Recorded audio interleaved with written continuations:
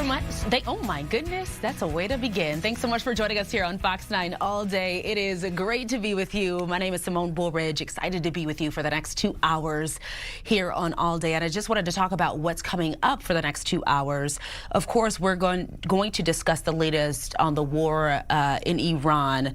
The U.S.-Iran ceasefire, it was expected to expire today, but we know that the president has put that on pause. So we'll have the very latest on that coming up. Also, here at home, an after-action audit. Now, this is discussed in Minneapolis City Council. This meeting is actually going on right now. I believe it began around 10 o'clock this morning. We are expecting both a press conference from the families of David Maturi and also the Lucier family as well. Two cases that many people are familiar with, at least in the city of Minneapolis. There will also be a separate press conference we know that will come from the Minneapolis Police Department as well as the Community Safety Commissioner Todd Barnett. So we will bring you those as well. And our reporter Karen Scullen is in the room right now, and hopefully she can join us in the next hour. But right now we also have to talk about one of the big stories that I think a lot of people are talking about today. Just walking around, maybe you're walking around the office, you're feeling a little good, a little pep in your step. It's because of the weather. The weather is feeling really nice, Jared Piepenberg, but we know it's also a recipe for not so good things to happen too. When we talk about this heat and then a little bit of wind. It's just like there's no in between. Exactly, I know. I feel like every week I'd say I'm either talking it's really cold or going to turn really cold, or it's going to turn really hot, or it is really hot. So this forecast again continues this ride. Yesterday was such a gorgeous day. There was no beautiful wind, which was like a rare thing, because the springtime is a sign of changes, and all these changes going from warm to cold all the time. A lot of times it comes with wind. And yesterday was like one of those rare stable days. So. I know. I went for a long walk yesterday.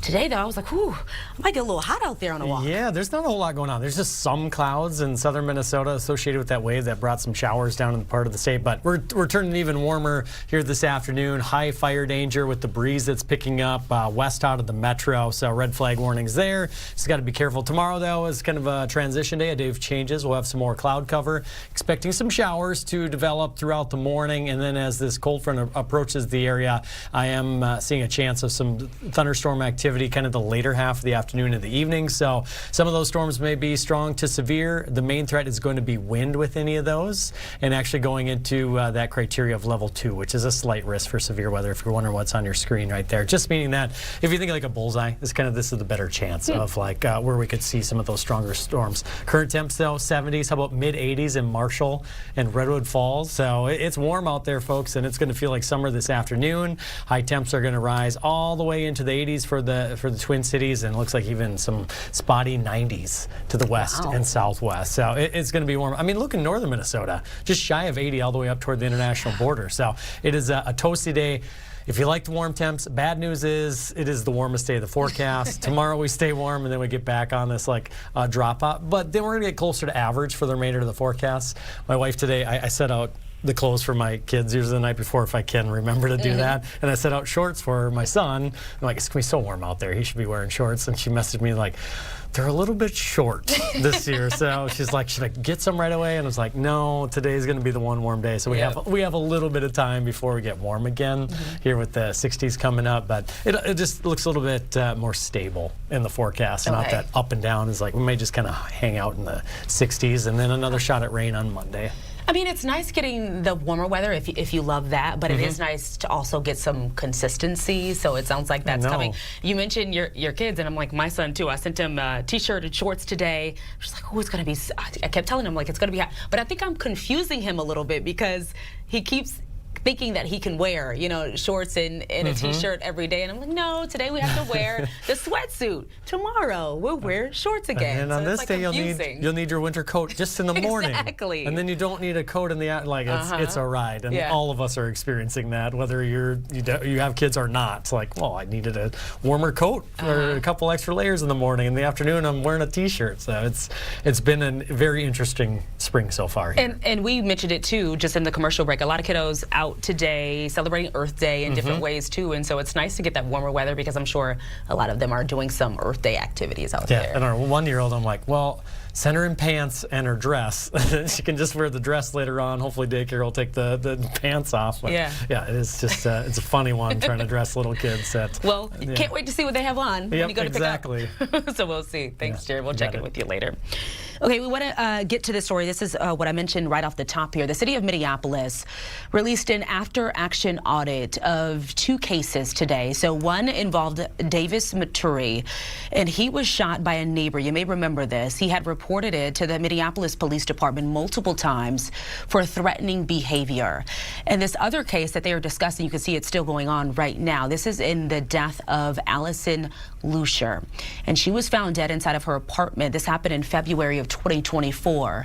While the Hennepin County medical examiner was not able to determine the exact cause of death, Lucier's family says that they don't think MPD has done enough to investigate her death, and they believe that this was caused by domestic violence. So again, they are having that discussion right now, and let's listen in. Those audit entities.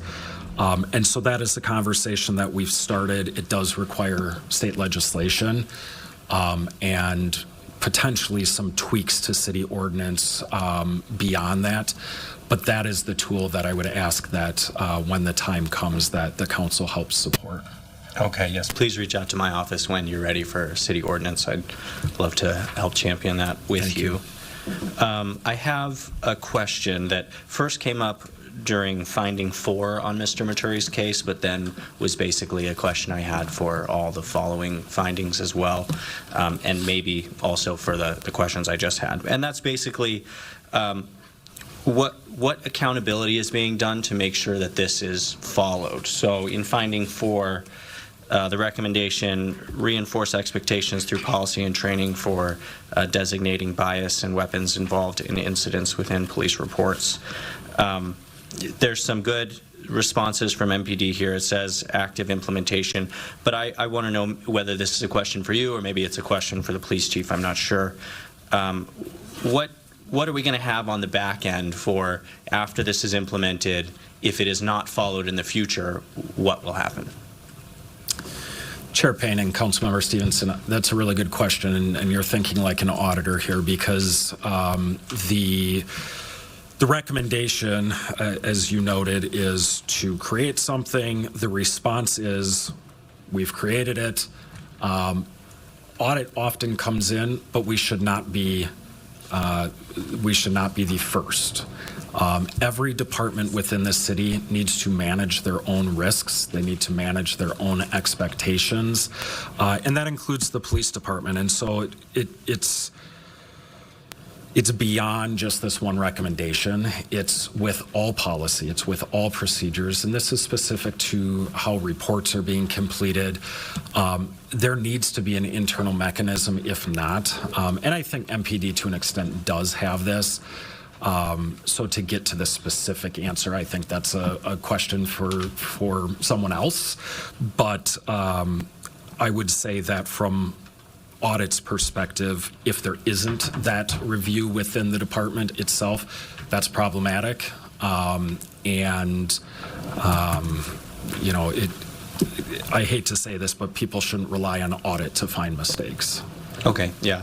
Mr. O'Hara, I don't know if you want to address this now or you want to mark this as something to come more prepared with for our next conversation, but I'd like to hear from you either now or later about what accountability measures are going to be put in place or are currently in place for these different findings. Welcome, Chief. Council President, Council Member, thank you. Yes, there's a lot. Obviously, dozens of findings. We will be meeting internally each week to track implementation. There's a variety of people who are responsible for different parts of it.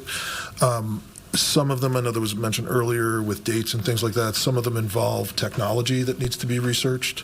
So that's why there's some distinction with that. And some of the responses have multiple things that we need to do to address it. So that's why one may be completed, another one is actively being implemented. And then once things are implemented and in policy.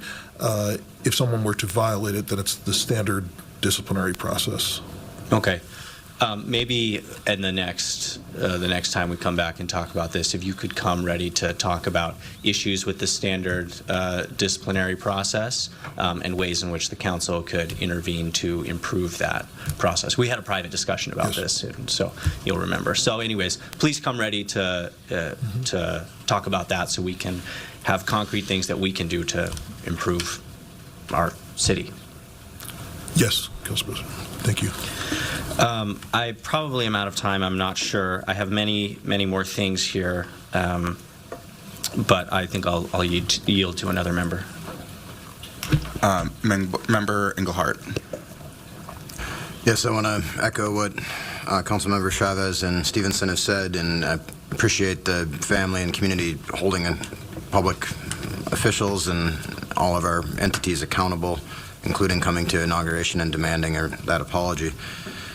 Specifically, a little bit more information on, I did hear the answer that the 4 individuals that were not able to be interviewed, was there anything, you felt like you got robust enough answers, but where would it have tied in if they would have been able to be interviewed?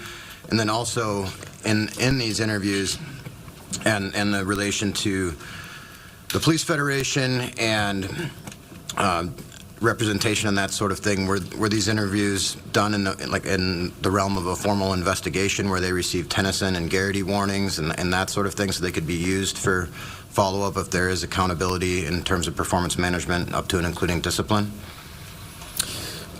Chair Payne and committee member, good question. So I'm going to start with your second question, and that is, these were not used with Tennyson and Garrity, and that is going to be and has been the Office of City Auditor standard practice. I can provide you some historical context on this and documentation because it was a very difficult process to work through some of the concerns that the Federation had, and I will say that audit, our role is not to perform labor relations investigations. Our role is not to perform criminal investigations. Our role is to get accurate, transparent, and truthful information into the public's hands. It is to look for policies and procedures and laws that are being violated and to draw attention to those, and it is to find internal controls that are lacking. And so we really had to come into this review with the same mindset and the same methodology that we do with all of our audits. That said, with the 4 individuals we were unable to speak to, I do think that by and large we got all of the information that we wanted. I will share that I think that if we had spoken with some of those individuals, it may have crossed into questions about individual activity, and I can't answer what they would have told us, what information we would have gotten. So it would be really speculative of me to say that it would have helped or it would have hurt our actual audit. What I can say is that with a couple of them, I'm just very frustrated that we weren't able to speak with them. One, in fact, before they left the city, told us they would not speak with us, and we missed that opportunity. Thank you, and thank you for that answer and for your work. So you're just listening to part of an after-action audit taking place right now in the city of Minneapolis as they continue to discuss 2 specific cases here. One of them, the Davis Maturi case, and also the Allison Lucier case. 2 cases that stand out for a lot of people in the city and beyond. So we will continue to keep our eyes on this. We have some producers that will continue watching this as this continues to go on today. Also, a reporter, Karen Scullin, she is also there, and she's listening in, so she'll join us hopefully in the next hour or so. So we'll dip back in if we need to, but we need to head to a break right now, and I want to tell you what's coming up after the break, because hopefully you have been following Gopher women's gymnastics. If you haven't, you should be, because they have made history at the NCAA championship. And Brooklyn Roway, she's a big name that stands out. She also made history, so we'll speak with her coming up after the break. We'll be right back.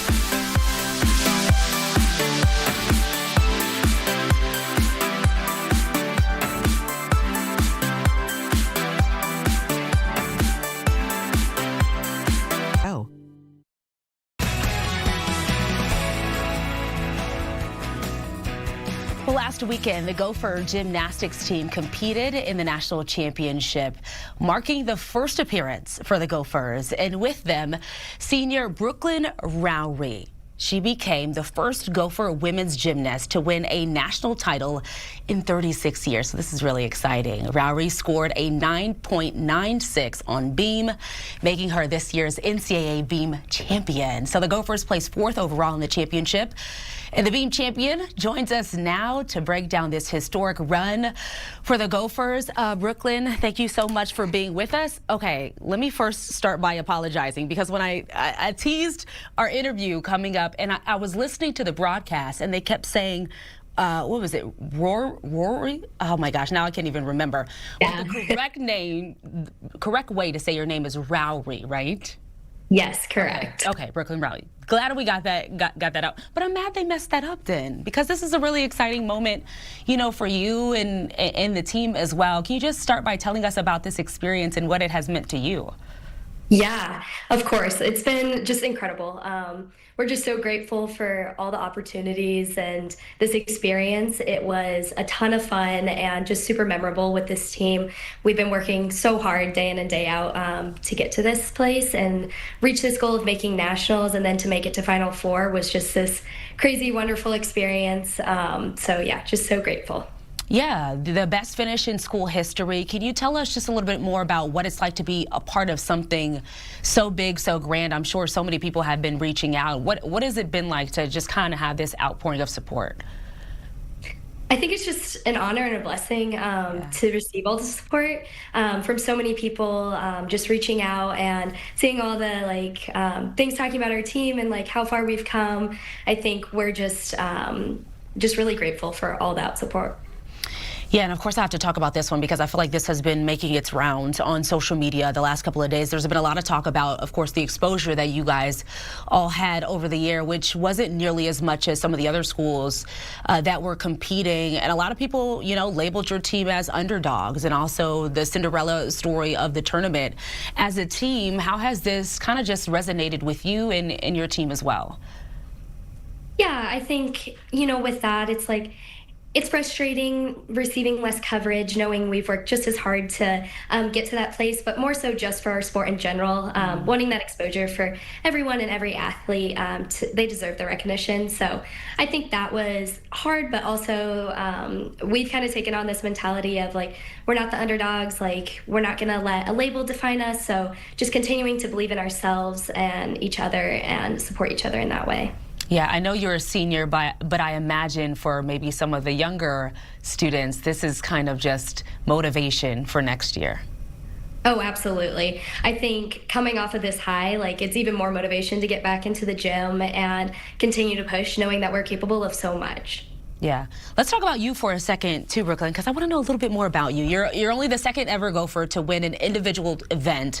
That is a huge accomplishment. Has beam always been your favorite event? I remember seeing you when you got off that beam. You were so excited. You were beaming, I should say, and you were, you know, hugging your teammates and your coach. Has beam always been your favorite, or did you slowly get into it? I wouldn't say it's always been my favorite. Okay. And I think some days still not my favorite. But I think throughout club and then coming into college, I've grown to love it. And yeah, obviously after finishing that routine, I was just so excited to run back to my teammates. It's the best feeling. What's going through your mind at that time? Because you have to be so focused. Everything has to be super precise. Are you thinking, or is it, what happens? Yeah, I mean, during my routine, I have a very set routine that I talk through in my own head. So I'm saying the exact same thing every single routine I go up there and compete. We call them cue words. So I just rely on that, staying present and in that moment, trying not to let the moment be too big or too small. But then afterwards, it's just like relief and excitement all at the same time. Yeah, I'm curious if like even beyond practice, right? Are you at home still? I don't know, when you're on the beam, you're still trying to like keep a straight line. What are you doing at home? I'm sure your mind is still in it. Oh yeah, definitely. I mean, visualizing my routine, doing those things outside of the gym, watching old film and, okay, how can I improve? How can I get better? Like, you always have that as an athlete, so. Well, you made it work. Brooklyn, it worked for you. And I know you're from Des Moines. I'm curious what led you to the Gophers, and we have a lot of Iowa people in our newsroom, so they would say, why didn't you go to Iowa State? Why didn't you go to Iowa? What was your decision, like, how did your decision-making work in that process of college? Yeah, I think when I was going through the recruiting process, when I went through the recruiting during COVID, so my experience looked a little bit different, and I spent a ton of time on Zoom and calls with coaches and teams, and Minnesota, their values of the program just really stood out to me, and the way that the coaches communicated that and their value of the person over the athlete, and then that message was echoed equally with the team, and so I knew that I wanted to go to a place with amazing academics and support and a team that had strong values, and Minnesota was the right fit for me. Yeah, what's next for you? Yeah, at this point, not entirely sure, but that's okay. Yeah, graduating and just looking forward to, I'm thinking maybe pursuing physical therapy, so be applying to schools this summer and just kind of seeing where things take me. Oh, awesome. Well, we're so proud of you and your team and everything that you guys have brought back to the state of Minnesota, because it's really exciting, and you just only set the record now for years to come and for the students who are going to follow in your footsteps. So proud of you guys. Well, thank you. Of course. And thanks for joining us too. Of course. All right, have a good day, Brooklyn. Okay, we want to get to a couple of headlines right now. I'm just going to, okay. So Kara, our producer, goes, just kidding. Let's talk about the Timberwolves. Okay, I think Naz Reid from the Minnesota Timberwolves is talking right now, so let's hopefully take you there. On all the fact that, they were making those big plays and stuff. So, I mean, we knew at some point we was going to be able to get back in the game. Just got to stick with it. Just not, like I said, just not give up. Do you think the fact that you guys know each other so well kind of lends to big swings within games and just kind of how that stuff goes? Yeah, potentially. I think definitely plays a part. They're going big run, we're going a big run. It's kind of how you fight back at that point. You kind of got to be able to, withstand those runs. I mean, they can go on a 12-0 run. We go on 12-0 run. So, I mean, just, like I said, just sticking with it. I know they preach the same thing. So, like you said, just by knowing them, playing them 7 times now, and throughout the course of my career from the last 2-3 years, just know each other for real. What is the challenge of staying even keel throughout these series? Like 2 years ago, you guys get up 2-0, looks like it might be a sweep or something, and they win the next 3, and then you guys end up winning the series.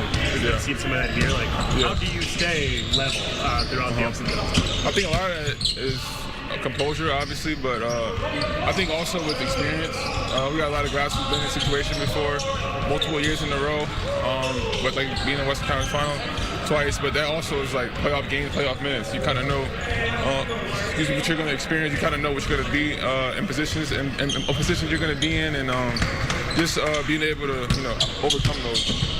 Now, you and Jaden are tight. You know him probably as well as anybody on this team. I mean, he said after the last game about Denver. Why is it important for him to kind of fuel himself that way? I mean, he's guarding the best player every night. So I think for him, it's kind of a mentality thing where, just to keep himself engaged, keep himself from going. Not that Jamal is not going to bring it, obviously, but it's probably just for his own good. I mean, everybody has their own techniques and tangibles that they, keep themselves inside the game, and I think that's one of it for him. And it just works. I mean, obviously there's times where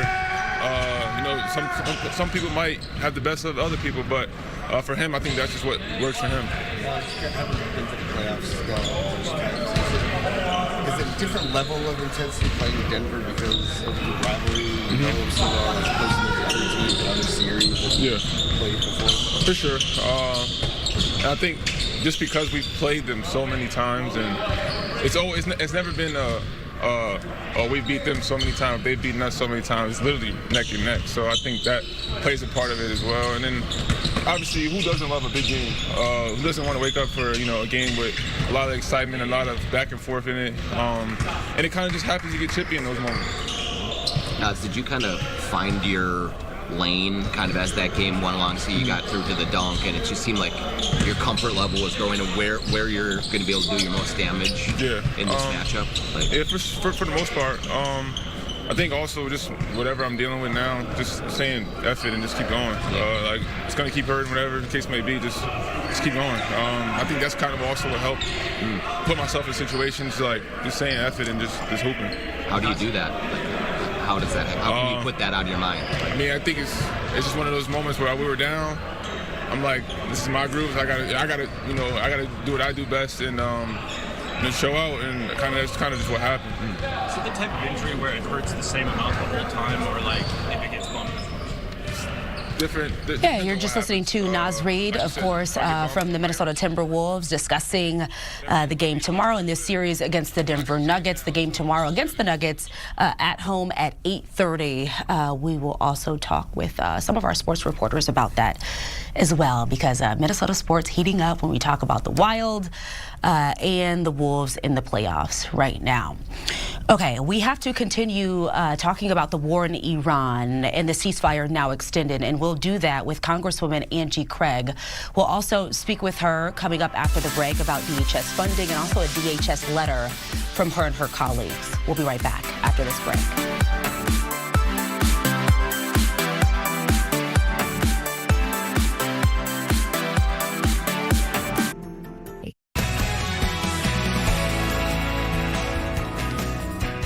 Well, thanks for staying with us here on Fox 9 all day. From DHS funding to a recent vote on mining near the Boundary Waters canoe area, there is plenty to talk about in Washington. And joining us now to do that is Representative Angie Craig, who of course represents Minnesota's 2nd Congressional District, which covers the South Metro and beyond. She's also running for Tina Smith's Senate seat as well. So, Congresswoman, we appreciate your time. I just kind of wanted to jump in here because I know you're on limited time today.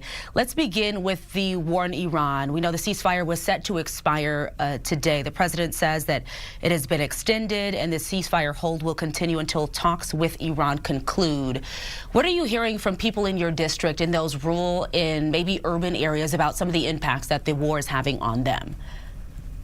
Well, we'll get into the economic impacts in just a moment, because that's what is affecting the everyday lives of Minnesotans most. But from the beginning of this war, we have said that this administration does not have a clear strategic objective. And so I have voted twice now for the War Powers Act to curtail the president's power as it relates to the war in Iran. But the biggest impacts in the 2nd District and across this country are economic in nature, in the sense that gas prices, diesel costs, family farmers with their fertilizer costs have all gone up. And so once again, I am completely opposed to any war that would put troops on the ground in the Middle East. And I think the people of the 2nd District feel exactly the same way. And Congresswoman, as you talk about those economic impacts, every time you talk about that and things hitting people's pockets, people are paying a little more attention to it, right? So I just kind of wanted to discuss campaign funding and pro-Israel group AIPAC. You have been a supporter of the organization, and it has supported you financially as well in your campaign. Where do you stand right now with all of these talks about the war in Iran? Well, I have not taken AIPAC PAC money here in my Senate campaign, and I meet with a lot of different groups out there, from LGBTQ rights to Planned Parenthood to pro-Israel groups. And that doesn't mean that I support everything that some of their members may support. In fact, I oppose the war in Iran. I have strongly criticized the Netanyahu government for the settler violence that's happening in the West Bank, and I was a strong supporter of bringing the hostages home and the ceasefire in Gaza. So I meet with a lot of organizations. I certainly don't agree with all of them on every issue. And AIPAC and other pro-Israel organizations, that would be exactly the same. And I would say, as we think about PAC money in our campaigns, that we need to end Citizens United and get this money out of all campaigns for Democrats and Republicans.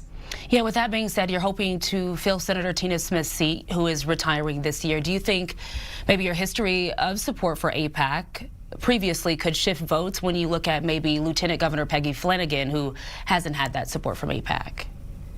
Well, at the end of the day, the lieutenant governor was the chair of the Democratic Lieutenant Governors Association, and that same organization, AIPAC, gave money to the DLGA, who is now supporting her campaign. At the end of the day, the lieutenant governor, too, has raised money from Big Pharma, Big Oil, Big Tobacco, all of these organizations. And you know, I don't criticize her for the money that she's raised, and I find it a little bit hypocritical that she is now in a Senate campaign that she's doing the same. At the end of the day, it's a little bit like what's happening last night in Virginia.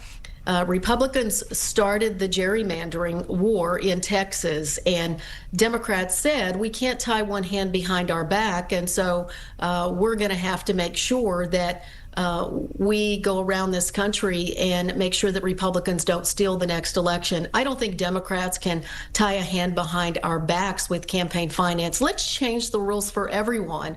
But we've got a real race here in Minnesota, and I believe we should all be focused on how we're going to beat Michelle Tafoya, not focused on each other as Democrats. I just wanted to jump in really quickly and talk about the DHS shutdown, because there are a couple of questions I have there. We are, of course, a couple of months in at this point. We've seen sort of the effects that have come from that as well at the airports and things like that. So this week, DHS Secretary Markwayne Mullen, he said the department is running out of money to pay its employees. We know hundreds of TSA agents, they have quit because they weren't getting paid. And now what we have seen is Republicans in the Senate looking to go through the reconciliation process by increasing spending for those working in immigration and customs enforcement to $70 billion. What do you make of what's been happening and what just happened with this move by the Senate Republicans? Well, a little more than a week ago, Senate Republicans passed a bill that would fund every other agency than ICE or CBP. Those agencies can't be funded until they implement real reforms. People in Minnesota, we've seen a lawless, out-of-control ICE with no guardrails, and I won't vote for another penny of funding to DHS or CBP until those guardrails are put on this agency. So at the end of the day, we just need the Senate, the House, to send us the bill that the Senate passed to fund TSA, to fund the Coast Guard. I'm ready to support that bill, and if they decide they still don't want to do that, then they will continue to support a partial shutdown.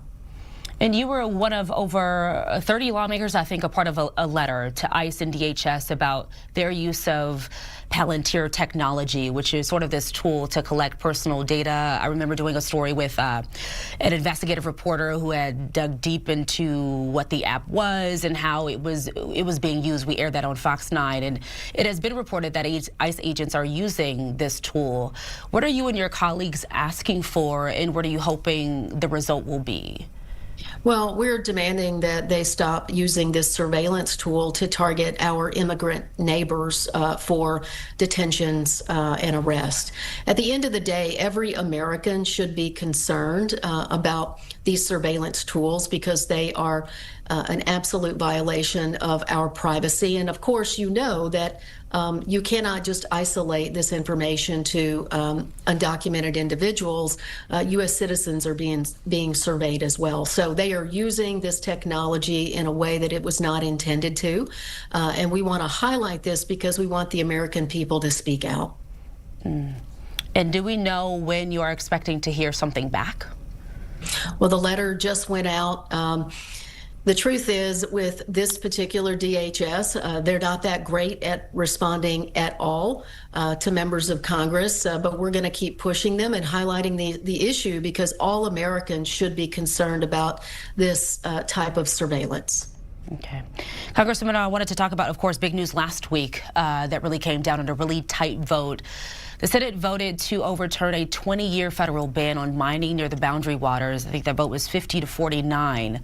What kind of reactions have you received since, and did you expect it to go this way? Well, I put nothing past the Trump administration, but look, I'm incredibly disappointed with my Republican colleagues in Minnesota who understand that the boundary waters is an absolute state and national treasure.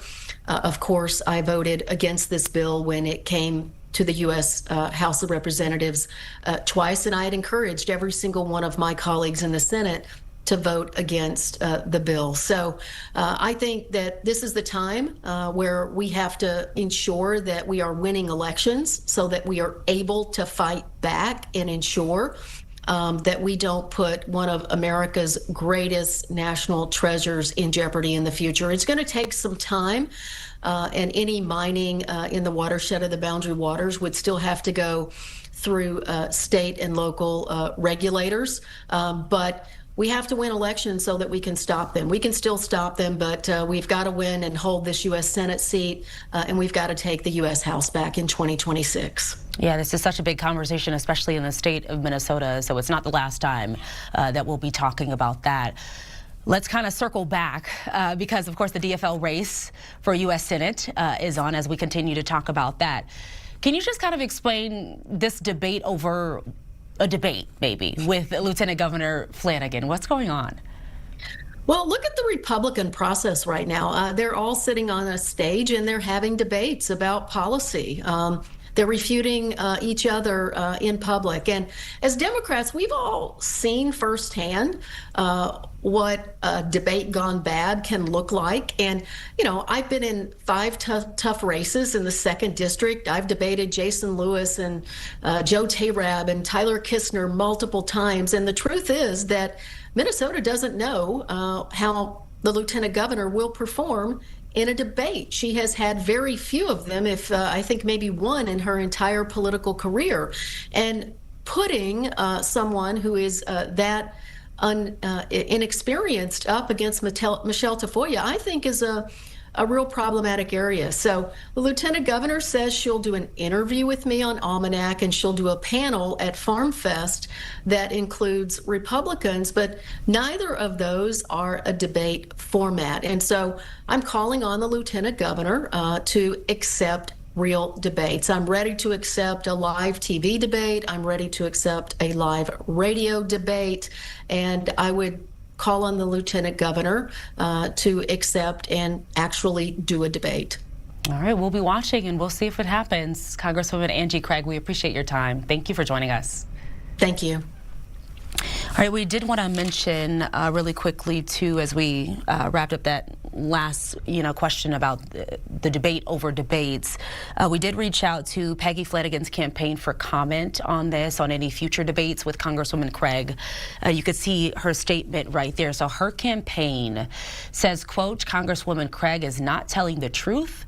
The lieutenant governor has agreed to multiple debates, including one Congresswoman Craig specifically asked for, and looks forward to making the contrast in this race crystal clear. Peggy Flanagan is running a grassroots campaign to make life more affordable and take on powerful interests, while Congresswoman Craig has a record of voting with Republicans supporting ICE. It is backed by the same corporate and special interests making life harder for Minnesota families. Again, that statement coming from Lieutenant Governor Peggy Flanagan's campaign about the debate over debates. Okay, all right, we're going to, let's see, it is 12:42 right now on your Wednesday. We are going to take a break, and coming up after the break, we'll talk with an international Vikings fan. This one should be fun. He has been on Fox 9 all day before, and he's going to join us again because we're talking NFL draft when we come back.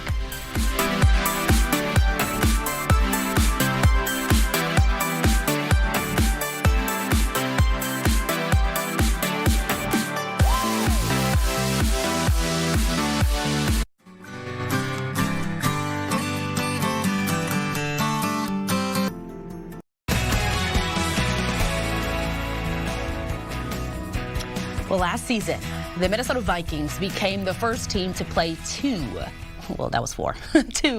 international games in different countries in back-to-back weeks.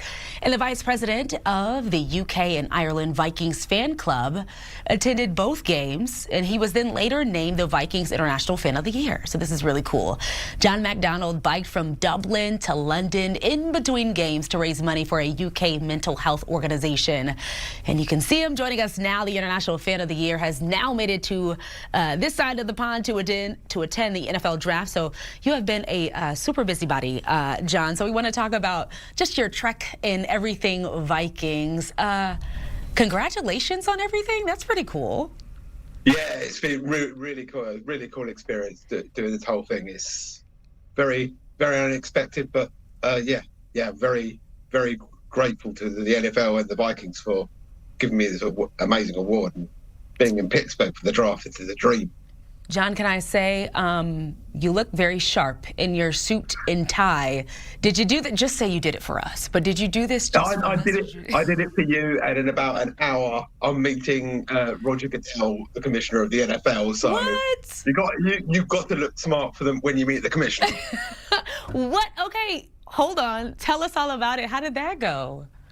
Well, all the NFL, he's meeting all the international NFL fans, and we've got a meet and greet with him and question and answer and everything like that. So yeah, it's all in our hotel here in Pittsburgh. Yeah, it's going to be an amazing experience. So got to look sharp to meet the big boss. Like, what do you even talk about? Like, what do you say? What's the first thing you say? I don't know. I'm scrambling to think of a question. We've all got questions to ask him, but yeah, it's going to be amazing. Yeah, I'm so excited for you. That's really cool. Not a lot of people can say that they met Roger Goodell, so that'll be a cool one. You'll have to tell us about how it went, but I kind of want to rewind a little bit because I'm sure you get this question all the time. You're from Ashford, England. How in the world did you become a Vikings fan?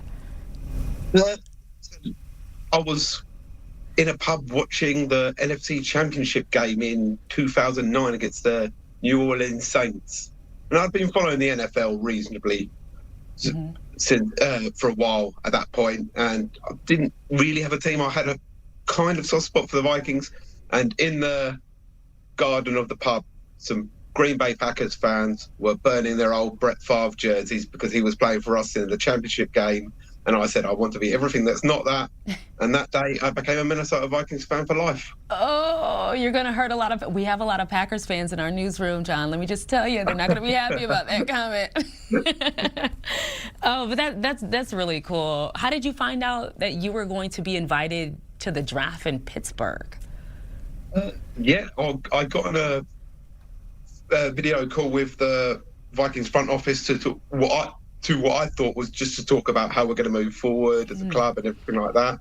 And Blake Cashman was on there and told me I'd won International Fan of the Year, which was a great surprise to me. And I'm still in shock now. Wow. When you hold this role of International Fan of the Year, what does that entail? The Vikings, whatever club you support, whatever team you support, they fly you out to where the draft is. They put you up in the hotel, and you get to announce a pick on day 3 of the draft. You get your own International Fan of the Year jerseys. It's a great experience that they're giving us out here.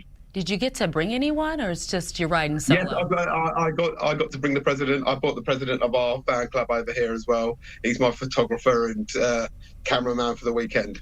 Wow! And did you land? I think I heard did you land last night? Yeah, we landed. We landed late last night in Pittsburgh. Yeah. Okay. Have you had a chance to get out at all? Yeah, we went. We've just been out. We had a bit of breakfast and then went out and had seen the stadium and went up the incline here in Pittsburgh and took in all the view and everything like that. It's been a lovely day down here in Pittsburgh, and it's really gorgeous day for just walking the streets. And yeah, I've just got not long been back and then just suited up to meet the big boss and do this interview with you guys. I know. Sorry, we're booking you. You're a busy man. What's the energy like there so far? Have you seen like the setups? How does everything look? Just kind of give us a visual. Yes, it's amazing to see the experience, what they're putting together down here in Pittsburgh. There's so much, and I've met all the fans, all the international fans here. People come flying over from Australia, Brazil, Mexico, Germany, Spain. Yeah, and it's just we've become a really good group of friends. All the international fans, and it's good energy, and it just. The whole city here is really gearing. Yesterday when we arrived, it was late, so we couldn't really see anything. But walking the streets, you can tell Pittsburgh's got draft fever at the moment. It's happening. It's almost there. How do you get on draft night? Is it like, are you super focused? You know, some people have big draft parties or something that they typically look forward to every year. What do you typically do? Well, being in the UK, the draft normally starts around midnight, so our time. So if the Vikings are picking early on, I'll be up there early. If not, I'll set an alarm for when I reasonably think we might be picking. We might be picking. Our pick might come up, but but live, it's going to be a different experience because I'm going to be right there front row. Wow, that's awesome. What are you most excited about, you think? I mean, obviously, Roger Goodell that you're going to meet in like 5 minutes, but what else are you excited about during your trip to Pittsburgh? Just an amazing experience, just meeting seeing what goes into the NFL experience.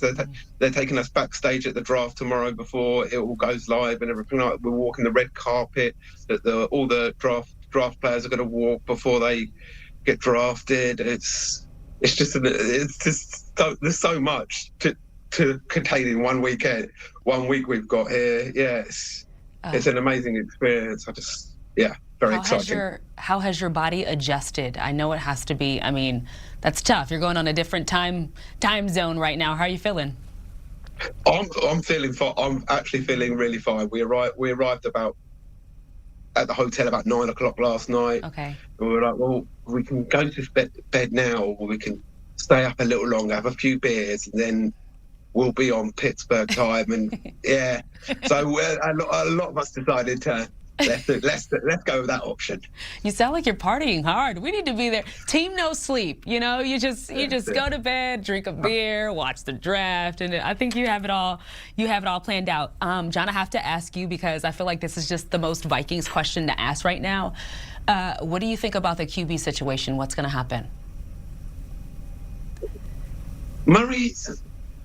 Kevin O'Connell's worked miracles before. I think he's been very underrated before, and I'm looking forward to seeing what we can do this year. And JJ's there as well. I mean, he's barely played any games, so let's not give up on the kid yet. Yeah. I think a lot of people are just feeling that way too, and sharing their thoughts, but they just want to win, right? So I think after last season, how last season ended, I think Vikings fans are like, we could do it. Let's make this our year. It's always our this can be our year. Yep. This is our year. Every time. That's the way. That's how you have to look at it, John. I think that's how sports fans feel. Well, we appreciate you giving us at least 5-10 minutes of your time, because I know you're super busy right now as the International Fan of the Year, attending the draft in Pittsburgh. How exciting for you! I'm happy for you as well, and hopefully you can send us over some pictures too. It's really fun. Yeah, absolutely, I will do. Okay, sounds good. Thanks, John. Have fun. Be safe. Wow, how cool. He was awesome. What a trip, just to say, he's like, oh yeah, I have on my suit and tie because I'm meeting Roger Goodell in a second. Like, who can say that? Like, that's super casual. Yeah, just your average Wednesday. Exactly, just the Wednesday of all Wednesdays. But yes. Well, that's exciting. So that's really cool. Hopefully he'll post some like really cool pictures so we can air them one. Yeah, of course. As we talk about Vikings, we also have to talk about the Wild. Big game tonight, Kara, and you're going, right? I'm going, not to, Not to toot your own horn, but it'll be great. Tickets. Yes, I was just checking. I'm hearing that Zuccarello and Trennan are going to be game time decisions. Okay. So If they're both out, Sturm will be in. If one is out, Brink will be in. That's what I'm hearing. Okay. The hometown Minnesotan boy, Brink. Wow. Well, I know, it went, of course, our way for game 1, and then people were like, Dallas is probably going to bounce back game 2, and then, that kind of did happen. So now we have an even series, so we'll see. We'll see what happens. Yeah. What are you most excited about for the game? Just the atmosphere? Just the atmosphere. I haven't been to a playoff NHL game in a long time. I couldn't tell you last time. So I'm really excited. I mean, at least I haven't been since I was able to drink. Okay. So now it's a different experience. It's been a while. I mean, well, it meant more like it's been a while. Like It's been a while. It's been a while. So I'm excited. It'll be fun. It's going to be a late night, but it'll be worth it. Hopefully. Another late one. We keep getting hit with these late games, but I know. You got to stay up and watch them and see what happens. I mean, I much rather have that than to check my phone in the morning and then just be disappointed about what I missed, Right. I mean, I did not stay up and watch the game on Monday, the Wild game. Yeah. And so I just woke up and I was like, all right, well, good thing I didn't watch. So I wanted to do the split screen thing, but we couldn't because whatever it didn't allow, I guess, now the games are everywhere. We have Prime and all this kind of stuff. So, hopefully we'll be able to stick to one. And it's nice that the Wild are playing tonight and the Wolves tomorrow, so we can kind of split up our schedule that way. Yes. So, yeah, we'll see what happens, Kira. We will. Okay, so I want to take the Eagle Cam. Ooh, okay. We've had some action on there today. I know earlier today we saw feeding. So Mama Bird was feeding the babies, but now Mama's just chilling. Oh, they're sunbathing. They're kind of blending in, but you could see the babies in the top right-ish or middle-ish. Let's take this to break.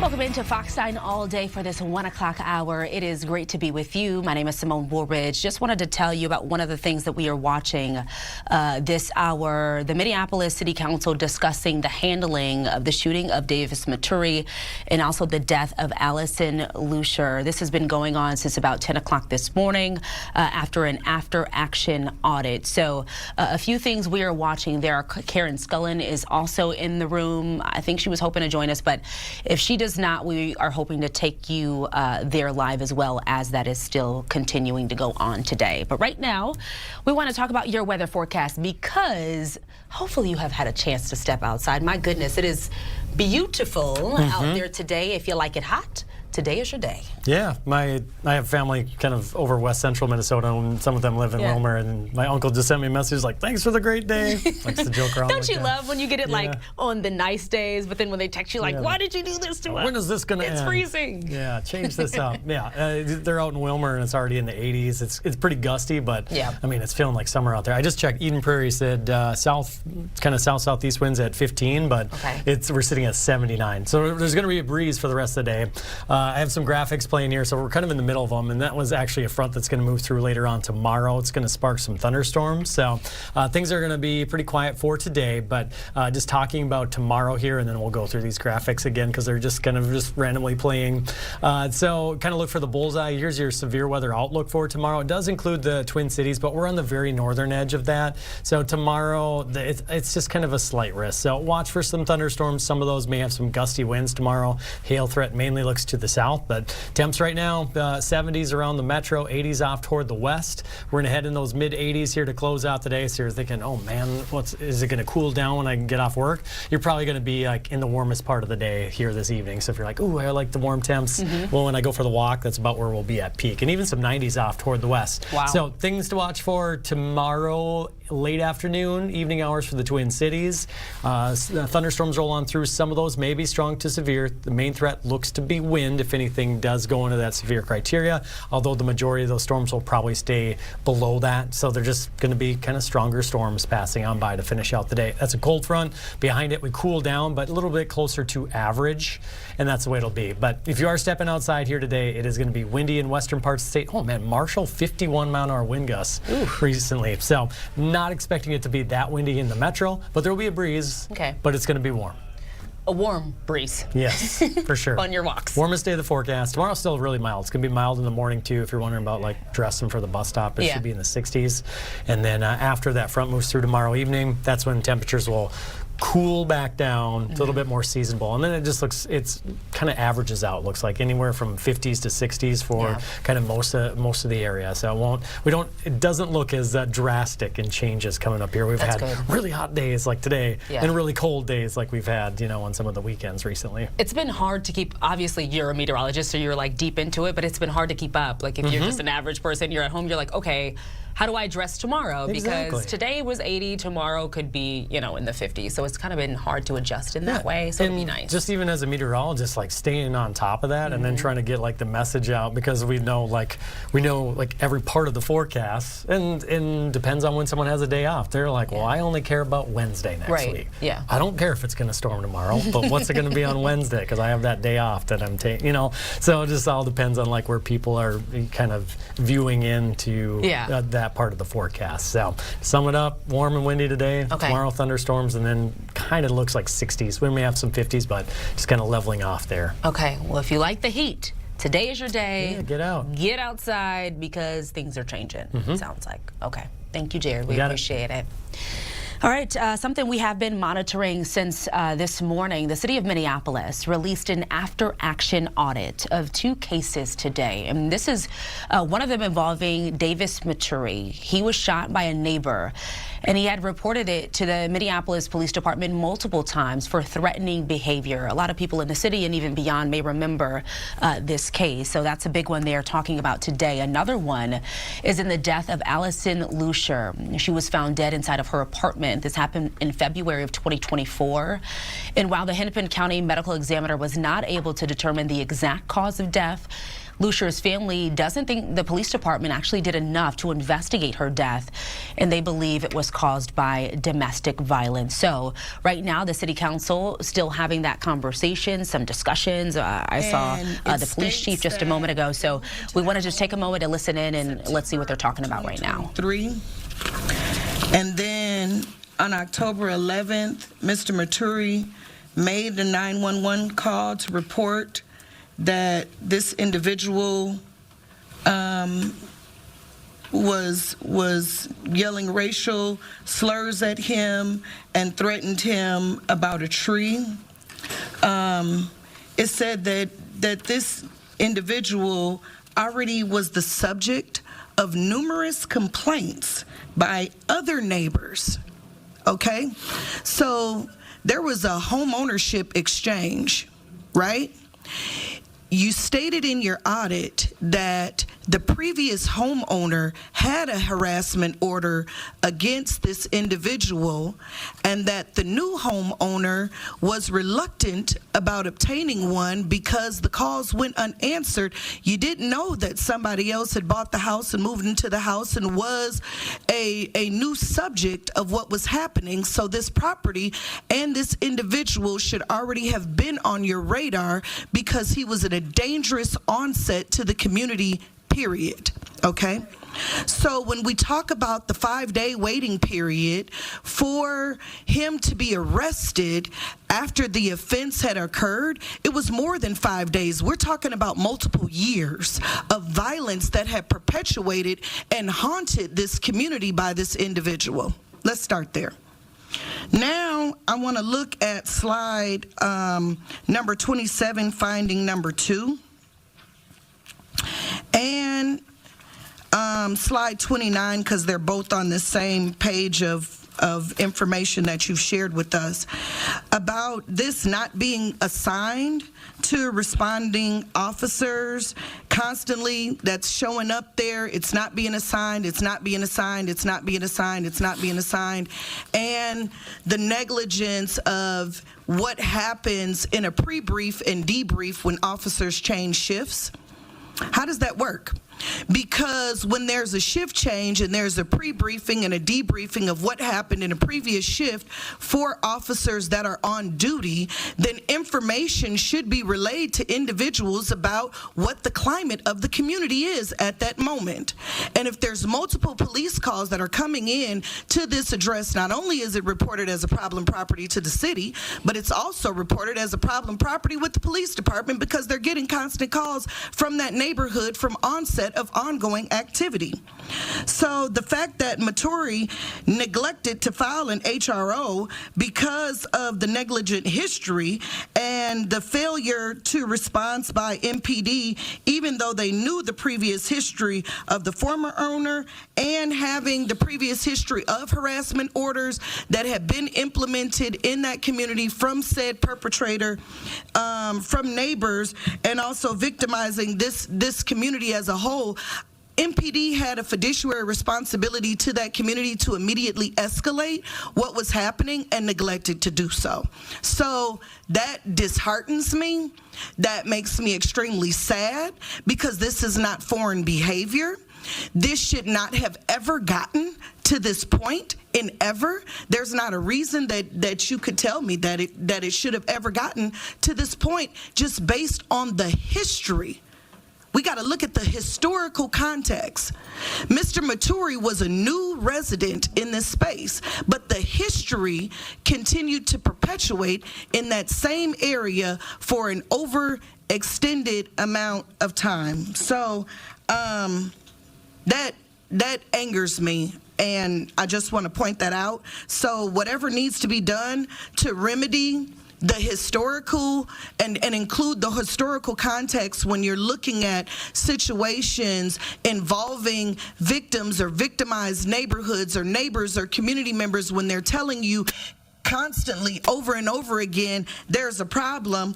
We look at the execution of arrest warrants. You were talking about you didn't want to violate his Fourth Amendment rights or whatever the situation was. It says the Fourth Amendment of the United States Constitution prohibits law enforcement officers from engaging in unreasonable search and seizure, and states that no warrants shall issue but upon probable cause supported by oath or affirmation. You had plenty of affirmations from individuals throughout the community that said that probable cause was in place for a warrant to be issued for you to go up in there because you not only provided a disservice to Mr. Maturi, but you also provided a disservice to the perpetrator who was in mental health crisis clearly.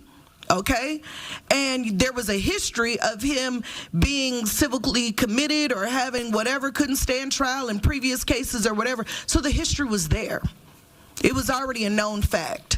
And I think because he was a Caucasian male, it wasn't made an area of priority.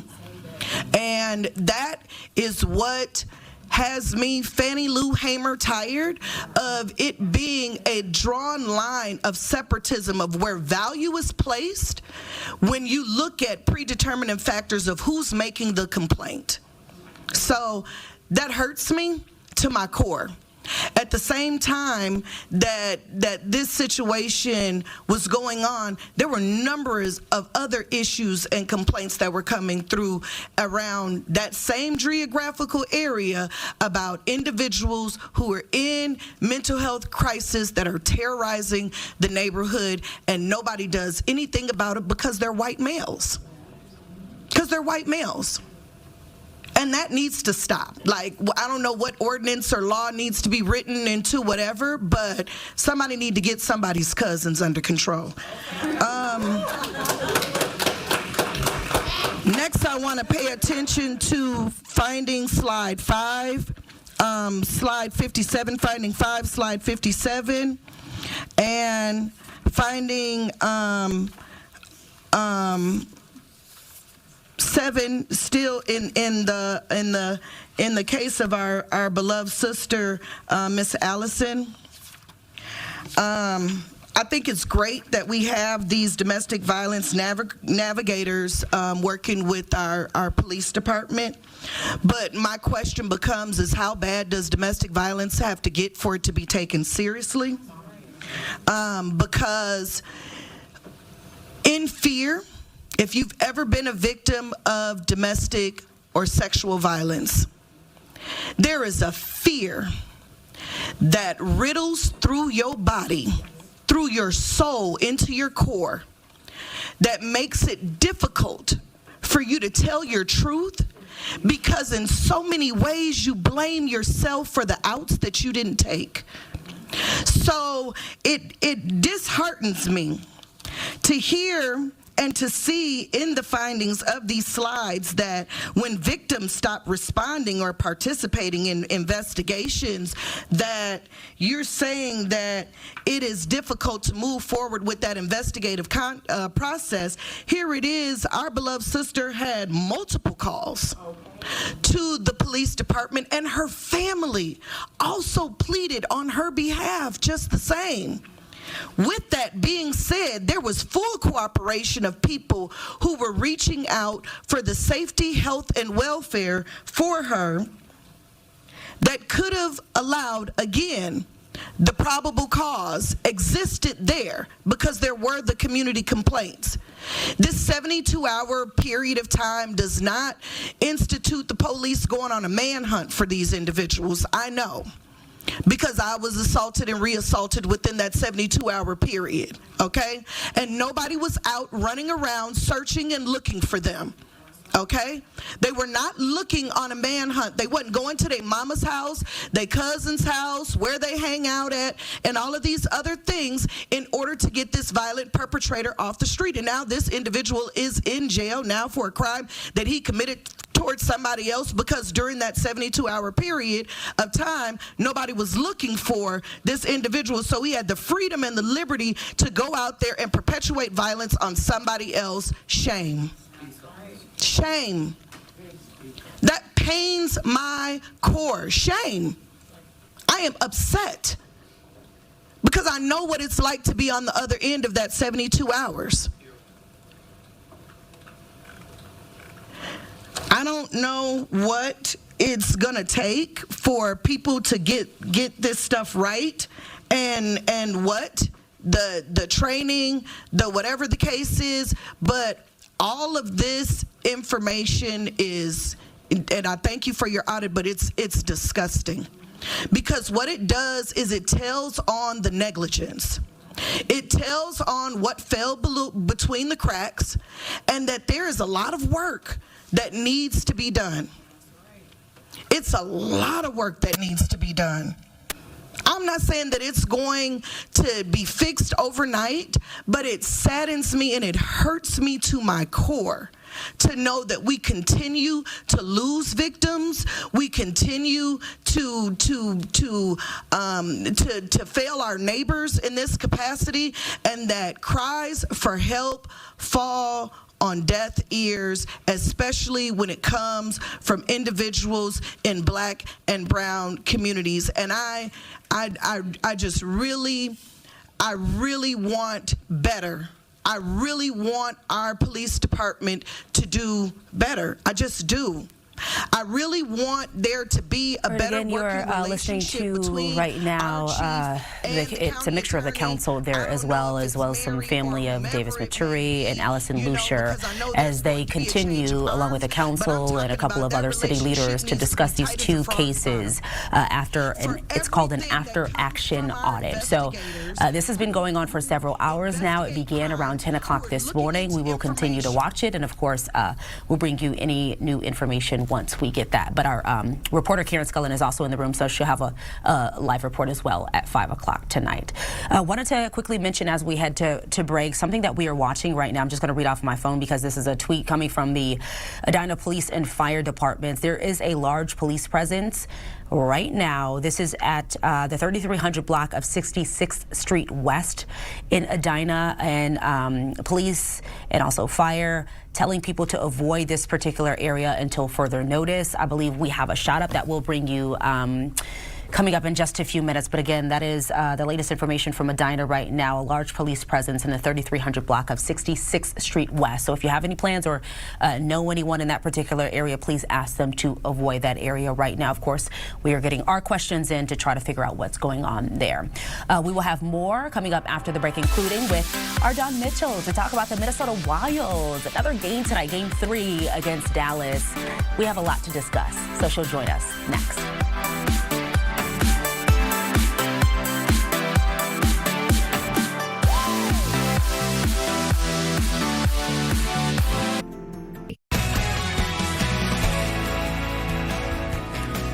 .119 right now on your Wednesday. We are following some breaking news right now out of Edina. This is where a large police presence has gathered on 66th Street, and you're looking at a chopper shot right now. This is an aerial view. You can see several people walking down the sidewalk there. Where this is near Southdale Shopping Center and Fairview Southdale Hospital. Typically a pretty busy area right now. We have limited information, only this picture that we're giving you. No information about what is happening, but of course we are asking those kind of questions right now. But what police are asking you to do is to avoid this particular area. So if you know maybe some friends or some family members who typically travel in this area, or maybe you live in this particular area, you are being asked to avoid this area until further notice because of this heavy police presence and whatever they are responding to right now. Again, this is just a few blocks from the hospital we know and across the street from Southdale Shopping Mall. We will, of course, I'm pretty sure we already have some questions into the Edina Police Department just to see what's going on there. It's hard to tell from this shot also. It looks like some tape, but I'm not sure if that was there before and how this shot is just gliding along to the left there. It's kind of hard to tell what exactly is happening, but it does look like a few police vehicles there. Yeah, Edina police trucks there responding to this. But as soon as we get some information, we will bring that to you. Oh, I didn't even see that one at the bottom right corner as well. So we'll certainly try to figure out what is going on. But again, that is out of Edina right now. Okay, we want to switch gears a bit as we continue to just talk about these playoff runs for Minnesota. Game 3 for the Wild playoff series against the Dallas Stars is tonight. We have another one, and it's a little late again. Puck drop is at 8:30 p.m. at Grand Casino Arena, but at least it's at home. So this will be a big one. Don Mitchell joining us now to talk about it. Don, this should be a fun one. Last game didn't go, as fans would have hoped. We got the first one, so now the series is tied, right? 1-1. Yeah, it's tied 1-1, and this is their first home game of the series. They just got out of practice and talking to their head coach and a couple of players, and they like the way that they're playing. You look at the 4-2 final from Game 2, and it wasn't exactly telling the full story of how close this game was, and also the too many men on the ice for both teams, so kind of some issues going on there. But it's been really an interesting way to go about this when you see a rookie in their goal, Jesper Wallstedt, who's just been playing lights out. He's been quiet, which is a good thing for a goalie. He's been focused, and he's been playing some great hockey. So look for more of that, too. And head coach John Hines is talking about the emotions, too, that you want to have come with a playoff game, especially your first at home, but also how they have to remain emotionally balanced tonight, because you don't want to get sucked into anything else that the Dallas Stars want you to get sucked into, because there's some bad blood between these two teams. So they know that they're going in with an edge, but they just want to be smart about it. Yeah, I think that's the hard part, too, is like when you get down to this point, it's like, it's kind of all or nothing. And so it's hard to kind of balance those emotions and feelings. And then there's just so much on the line, and you have this expectation to be great and to win games, and yeah, that has to be a hard balance. Did he say just how some of the players are feeling at this point? I mean, coming off of a Game 2 loss? Yeah, well, here's an update. So we asked about Matt Zuccarello and Jakob Trenin to see if indeed they'd be going tonight, and he said that both of them are game time decisions. And if either one of them can't go, then Nico Sturm would be slotted in there. So we have to wait and see on that. As you know, Trenin really went down hard face first on the ice just to see how he's doing. The fact that they're both game time decisions is good news, and especially so for Kirill Kaprizov, because, you know, his bestie in Zuki, you know, get them back on the ice. Hopefully they can get something going offensively there. But, you know, we also talked about just how great Brock Faber has been playing. He had 2 goals, albeit in their loss, but how he spoke earlier this year that how much he's learned from Quinn Hughes, and now we've seen it even more so. John Hines said he saw it in the Four Nations tournament. He saw it when playing, you know, in the Olympics with Team USA, just how much Brock has stepped his game up offensively as well. Obviously, we know he's a great defenseman, but just kind of seeing the ice a little bit more. And if he gets 1 more goal, because he has 17 combined for the regular season and the playoffs, 1 more and he passes Brent Burns for the most in playoff history. So if we can get Brock Faber also going offensively and get also their front guys up there, Eriksson Ek talked today, if they can start seeing some offensive prowess, because, you know, Simone, we know this. They came out like gangbusters in game 1, right? Yeah, I don't think crazy. a lot of us expected it to be like a flurry of goals like that against Dallas. Well, you know, when you have potentially 7 games to figure this out, it becomes more of a chess match. You know, the deeper you get into it, the more that, you know, they can play you a little bit differently. That's why game 2 was so different from game 1. So what's it going to be like in game 3? You know, John Hines says he kind of likes that. The players, when I talked to Eriksson Ek, he says he likes that too. It gets harder though. You know, the more you get to know each other and the little tweaks of game 1 to 2 to 3, it gets more difficult. So if they can still find ways to get that open ice and to get things moving, that would be a huge key tonight. And to get that home crowd in it early would be fantastic. Yeah, of course, it will mean so much to the fans, and to see it happen at home, the atmosphere. You know, our producer Kara, she's going to be there. I was just like, it's going to be crazy tonight, I'm sure. Just everyone super loud, and you know, just a lot of excited people wanting, of course, a W. I'm curious though, when you get to like, this is game 3, and it's like, okay, we're feeling that bad blood. It becomes kind of like a rivalry in a sense.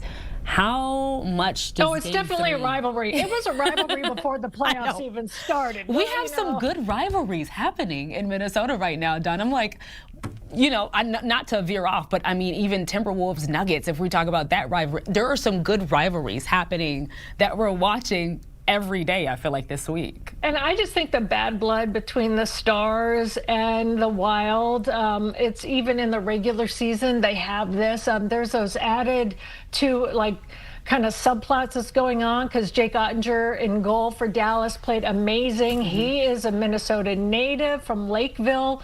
So, you know, he's coming home. So, you know, he wants to play well in front of his family and friends and the place he grew up in. And so there's just so many layers to this that, and it's just time, right? Because I think Wild fans want them to move on from the first round. Yeah. And now it's home and they're like, hey, we're erasing it. There's nothing else, because it's Grand Casino Arena. It's the first time ever they played at home at Grand Casino Arena. Cool. So some people reframe it however you want, but you're right, back to your comment about rivalries.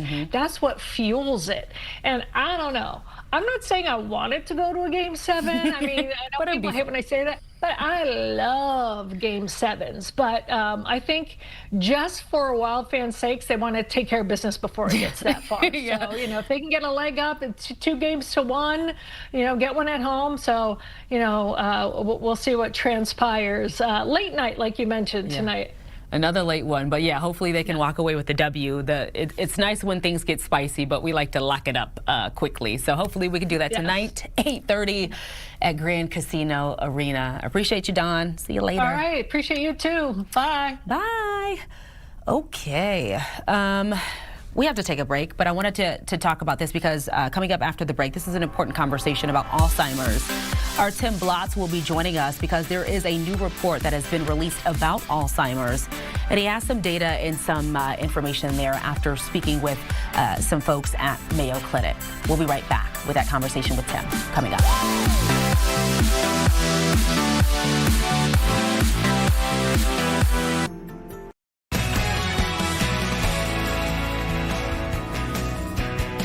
We are continuing to follow some breaking news right now out of Edina. This is where a large police presence is on 66th Street. This is an aerial view. This is from our chopper shot. Right now. Hard to focus on anything in particular, but I could just tell you what I had been seeing in the last couple of minutes or so. There were a few Edina police vehicles. There were several people walking down the street. It looked to be officers. Not really sure. It's very hard to see from this particular vantage point, but we do know that this is near Southdale Shopping Center and Fairview Southdale Hospital. As of right now, we don't have any information about what has happened and what is going on right now, but of course we were asking those questions to the police department, and hopefully once we get that information, we'll give it to you. But something else that we do know, something of note for you or maybe your family members, if you are used to traveling in this particular area or know people who work in this area, again, this is near the mall, a hospital, a very busy area. Police are asking people to avoid this area until further notice. Again, just to give you some perspective on where this is a few blocks away from the hospital and across the street from Southdale Shopping Mall. We will continue to update you with the very latest, both on air and online, once we get some more information about what's happening there in Edina. Right now, let's get to Tim Blotz. Tim Blotz joining us now to talk about a new report. Tim, we know a lot of people, of course, have been touched by Alzheimer's in some way. If you don't have a family member, yeah, unfortunately, exactly, yeah, yourself. I know we have talked about your personal story as well, but there has been some new data right out of Minnesota, and you had an interview with the doctor. Yeah, every year, the Alzheimer's Association puts out what it calls its facts and figures report, and it's basically kind of taking the pulse of what Alzheimer's and dementia looks like in the state of Minnesota. Now, let's show some of the numbers, because as of now, we've got about 101,000 people, just slightly under 102,000 people over 65 with Alzheimer's. This is fairly stable, but if we go to the next slide here, the number of deaths has increased. Now, we're just right at about 2,400 from the last count in 2024, and this is up by about 100 or so from the prior year, and it now makes it the 5th largest contributor of death in Minnesota. Number 1 and 2 are cancer and heart disease. But the numbers that few people ever talk about is the next slide, because it's 168,000.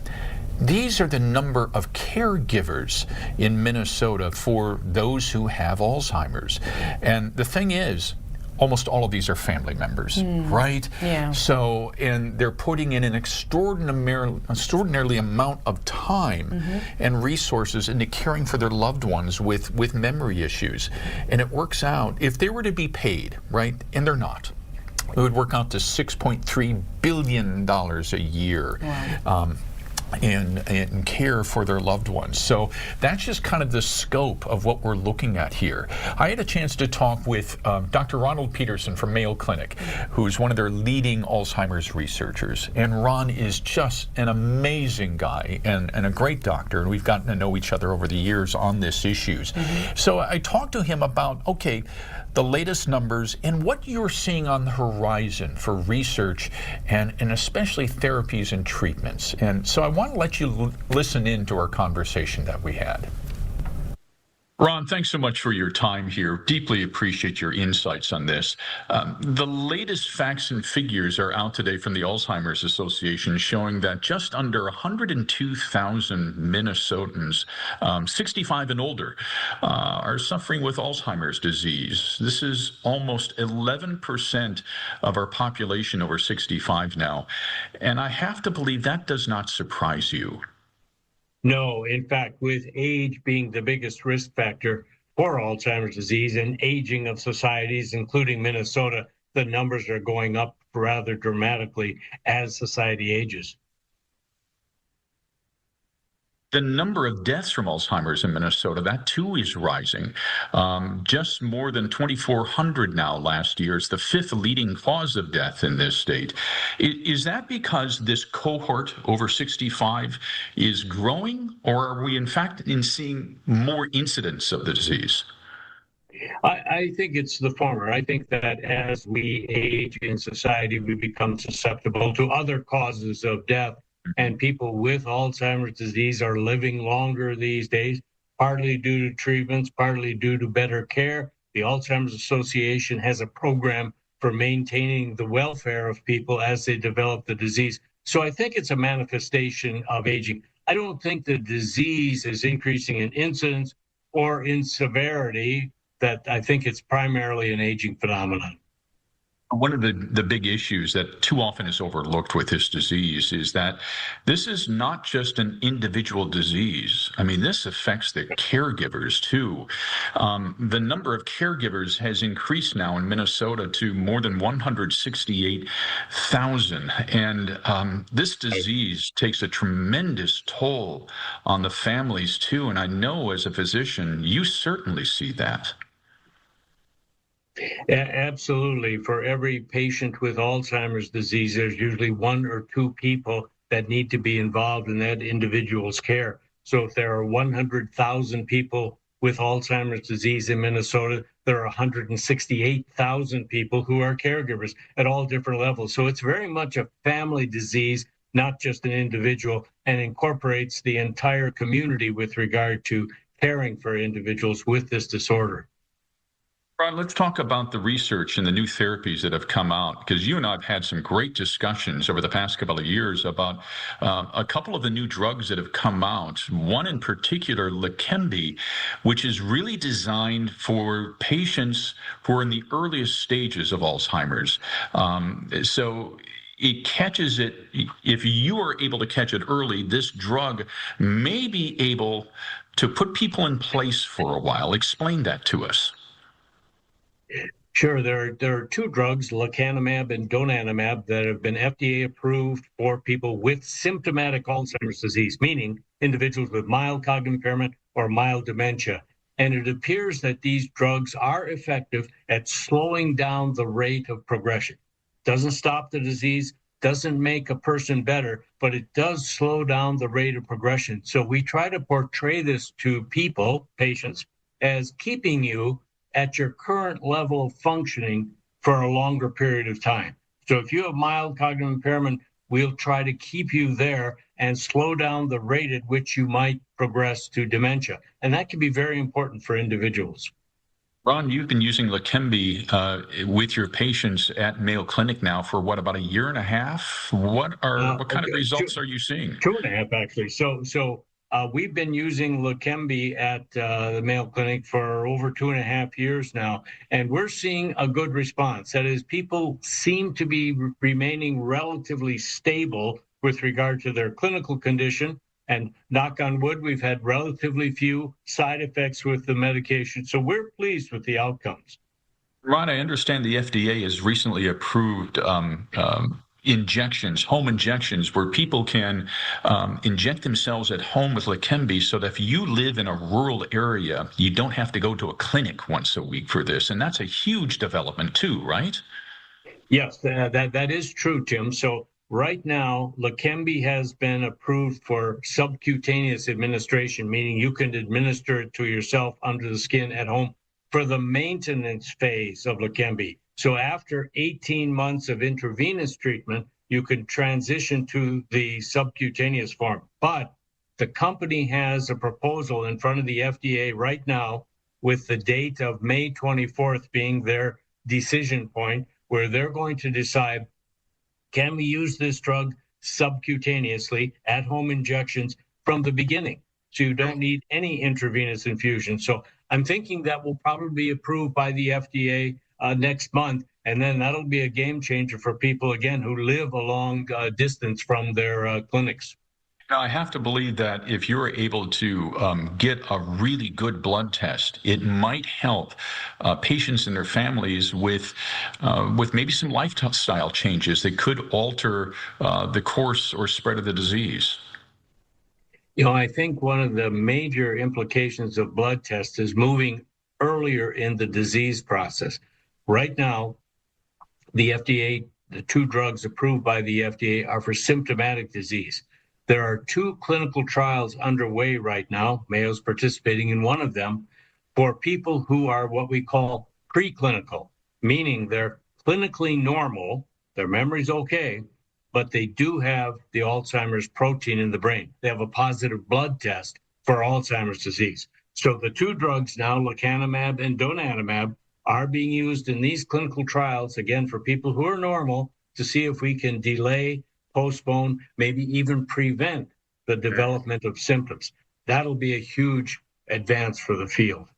Ron, speaking of lifestyle choices, the Alzheimer's Association now has a new tool on their website where you can go to at alz.org/habit builder, where it just takes a couple of moments and you can plug in some of your own parameters and it gives you kind of a recommendations on what you can change in your life. How helpful is a tool like this? I think that'll be very useful for people. While we focus on drug therapy for Alzheimer's disease, lifestyle modifications are equally important. So we talk to patients about, do you exercise? Do you get some physical exercise? Are you intellectually engaged? Do you use your mind? Do you eat a heart-healthy diet? What about your sleep habits, your sleep hygiene, and can we reduce stress? And we believe that all of those factors have an impact on the quality of brain health as you age. And the Alzheimer's Association has done a very nice survey recently showing that many, many people, 98, 99% of people are concerned about their brain health. Now, whether they do something about it is another issue. That's a behavior modification, but they're very concerned about this. So the Alzheimer's Association has launched a program to individualize you as with respect to your health habits, your behavioral habits, and what you can do to help your brain health. Ron, I took the test myself, and it came back to me that I needed more sleep. How important is sleep in Alzheimer's disease? Absolutely. Sleep is incredibly important. Unfortunately, the quality of sleep declines with aging. The quantity may stay there or actually increase, but the quality of your sleep, multiple awakenings through the night. So it's very important to develop habits for good, what they call sleep hygiene. So avoiding stimulants in the evening, things of that nature, and getting a full night's sleep, because that can very much impact your thinking, your mentation during the day. Ron, every time I talk to you about this disease, I sense more optimism in you. And we're not there yet to a cure, but I know you're excited about some of the research that's coming down the road here.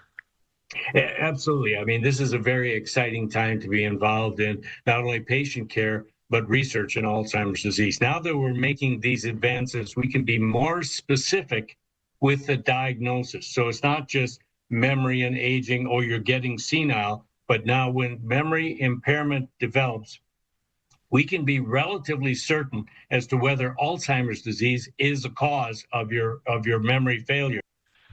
Ron, every time I talk to you, I sense more enthusiasm about where we are in therapies and especially research. And I have to believe there's some great stuff coming down the road that you're excited about. Well, Tim, this is an exciting time to be involved in not only patient care, but research for Alzheimer's disease. We can now be much more specific and accurate with our clinical diagnosis. Is this person's memory impairment due to Alzheimer's disease? We have the biomarkers now that can help us. And importantly, now we can do something about it. We actually have therapies where we can intervene on the underlying disease process.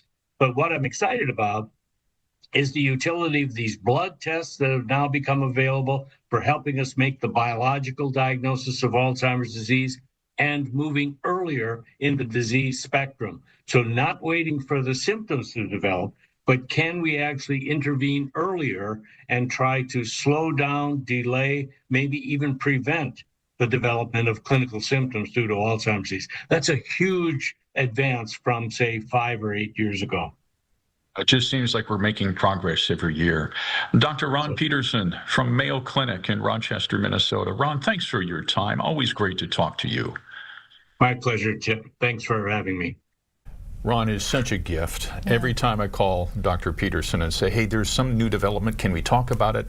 He always creates the time for us. He's such an incredible ambassador to Mayo Clinic and for all of the families that are suffering through this disease with their loved ones too. Ron has just done great work, and he's a great advocate.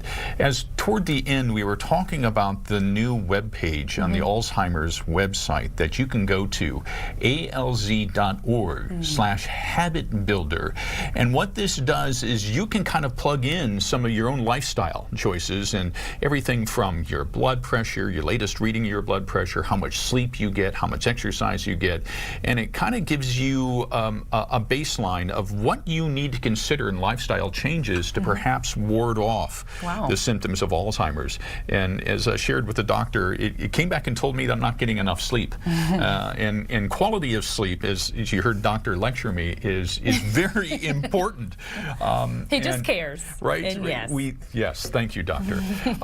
And quality of sleep is something that as we get older, we have less quality sleep in the middle of the night. A lot of people get up and to do business, and quality of sleep is important. So alz.org, habit builder, and you'll be able to kind of do that assessment on your own. And that's a great tool to have, because I think some people think, like, you know, obviously we can't go to doctors every single day. We can't monitor certain things every single day. So it's whatever tools that we can have on our own to kind of take care of ourselves and know where we can adjust is nice. For sure. I love that. Thanks, Tim. Important conversation. Okay, we want to continue following. We just wanted to bring this to you because we have taken a couple of shots a couple of times within the last maybe 20, 30 minutes or so. You're looking at a chopper shot right now, sort of an aerial view, because we are following some breaking news. This is out of Edina.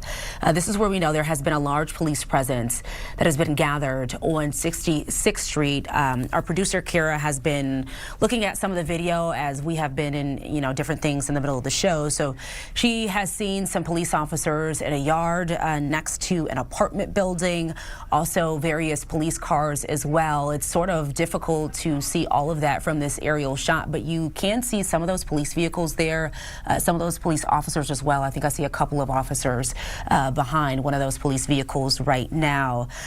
Some even in tactical gear. We are hearing about a possible shooting in this particular area. No information, though, confirmed, only that information of a large police presence, and police are asking people to avoid this particular area. That is all that Edina Police and Fire have put out so far. Just to give you an idea of where this is near Southdale Shopping Center. You can see a very busy area, a lot of businesses in this particular area. It's also near Fairview Southdale Hospital as well. So again, you can see some of that yellow police tape blocking off the roads there. A lot of police officers there on the scene. We are hearing about a possible shooting, but again, no information confirmed just yet as to what is going on there. But of course, we'll let you know as soon as we get that information. But right now, police are asking you to avoid that area. It is 1:48. We're going to take a quick break, and we'll be right back after this.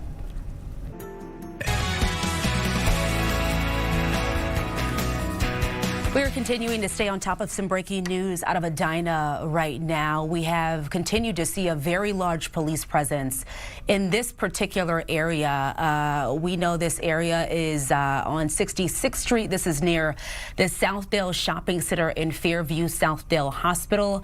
As we are getting a closer shot here, you can see that yellow tape down the sidewalk there in that grassy area, as well as a lot of police vehicles right now, and it looks like a couple of officers with the door open as well. There also looks to be, sort of a SWAT vehicle there. We have seen our producer in our control room has seen people in tactical gear. Actually, as we're getting a closer look right now, you can see someone in handcuffs right now next to one of those police officers. We are working to learn what exactly has happened here. We have heard reports of a possible shooting in this particular area, but you are looking at a live picture right now. A gentleman being taken into that police vehicle right now in handcuffs, with one officer as well, as we continue to follow and monitor what is going on near Southdale Shopping Center in Fairview Southdale Hospital.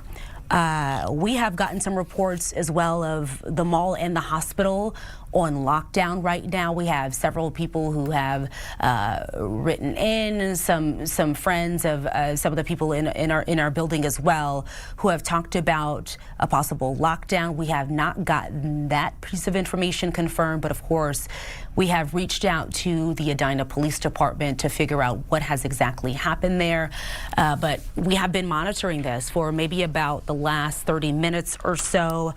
We have a photographer there as well, hoping to get us a live picture from the ground, because what you are looking at right now is an aerial view of this particular area.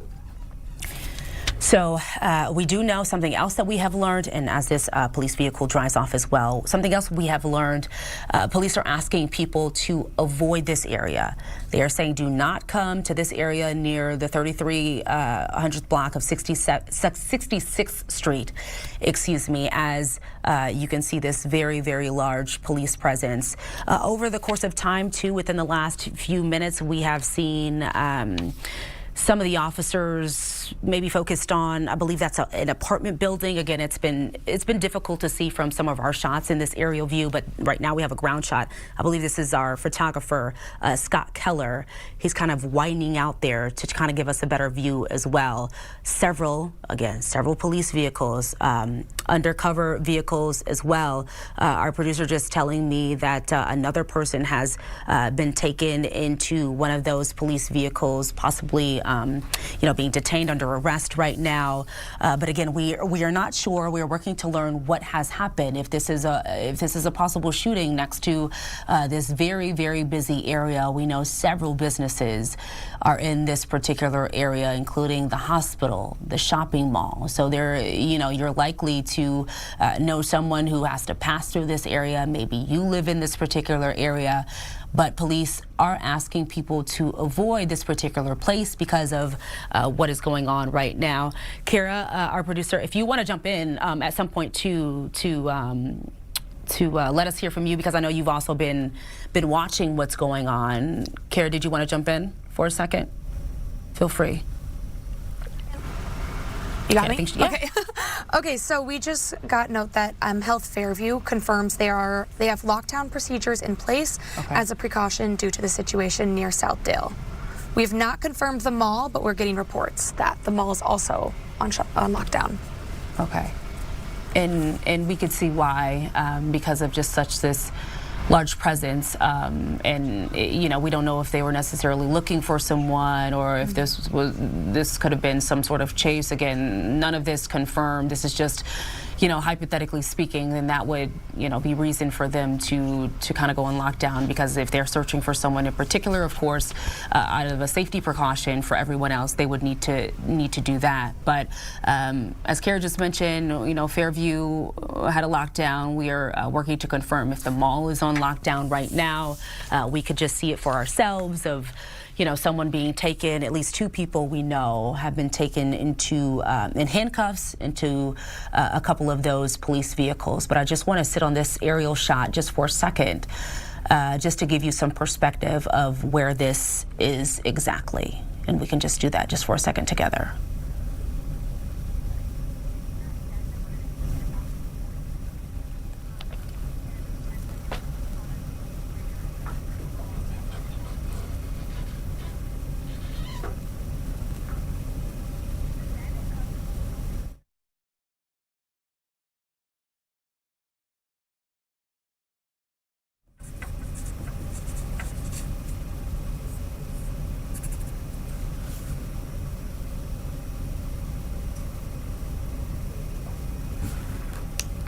Okay, I just want to jump back in right now again as we are continuing to watch this aerial shot in this area of Edina. This is where a large police presence is right now. This is on 66th Street, and this is near, again, I want to mention this over and over again because this is a very popular area, a very busy area for a lot of people maybe going to work, going home, or just passing through. This is near the Southdale Shopping Center and also Fairview Southdale Hospital. You can see several officers around crime tape right there going down this particular sidewalk. I believe about maybe 35 minutes or so ago, we saw several officers walking down the sidewalk, not sure where they were going, but since then we have seen a couple of people taken in handcuffs inside of one of those police vehicles. Right now we're not sure what exactly has happened. We have heard reports of a possible shooting, but what we do know, police are asking people to avoid this particular area until further notice. Again, this is a few blocks from the hospital across the street from Southdale Shopping Mall. We'll continue to follow this story. We'll have much more at the top of the hour.